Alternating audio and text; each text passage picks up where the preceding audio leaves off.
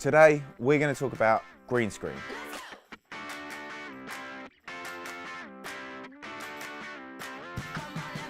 Green screen is really tricky.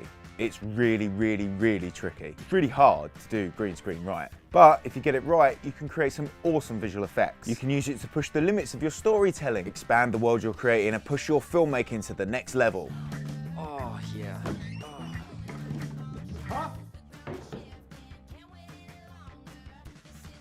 Or just put yourself in different films for a laugh.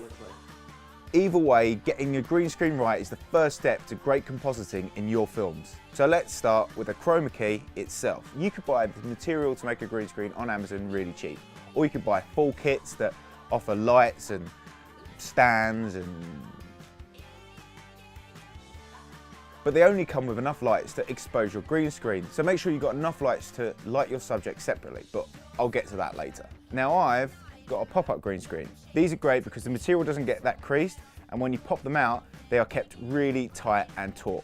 If you do have a green screen material that does get creased, give it an iron before you shoot with it, and then make sure you use some clamps to keep it really tight.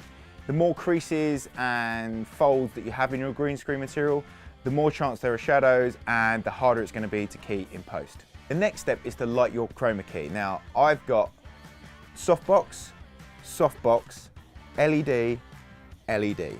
You need to get a nice even spread of light across the whole backdrop and try to avoid any hot spots.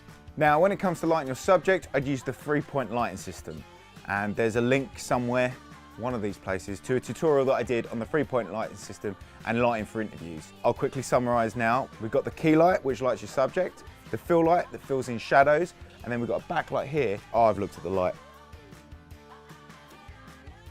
Now the backlight will pull the subject off the background, giving it a three-dimensional look, and it will also eliminate any spill. Once you're happy with the light on your subject and you're happy with the light on your background, it's time to press record. Now before you press record, you need to do two things on your camera. First thing is to change the shutter speed to about 1/100th or 90 degrees depending on what your camera settings are. This will eliminate any motion blur, so when you move your hands like this, you don't get any green blur between your fingers, or when you move your head, you don't get any green blur, and this will make your life so much easier when it comes to keying. The next step is to expose for your subject, not the green screen. If you expose for the green screen, you're going to get more green filling in these gaps. And then once you're happy with all that and that's all done, press record. So once you've filmed your scene, it's time to do the fun bit, putting your subject into silly situations.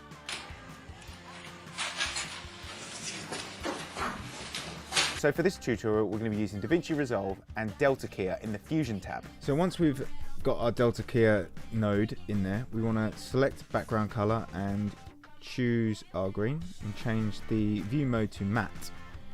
Then we want to adjust our threshold from the bottom up until we get a nice small area that we're picking up.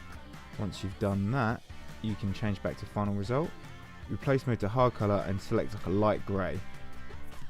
Next you want to get a polygon tool and draw around our cleanest area, and this is called a garbage map. You'll see it's a lot like using the pen tool in Photoshop.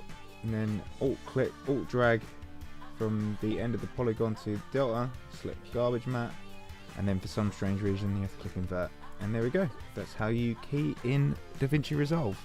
If you followed all these steps, you should be able to get a really easy key in any software.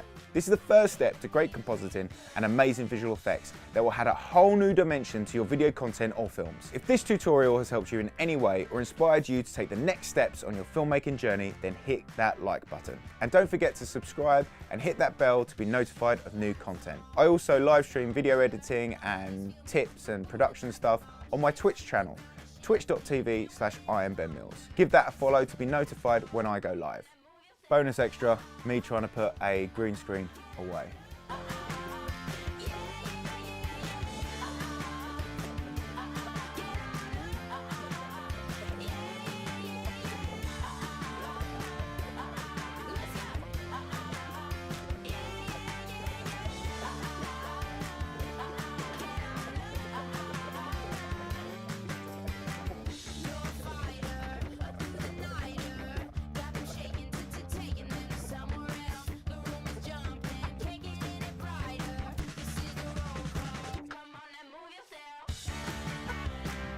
I done it!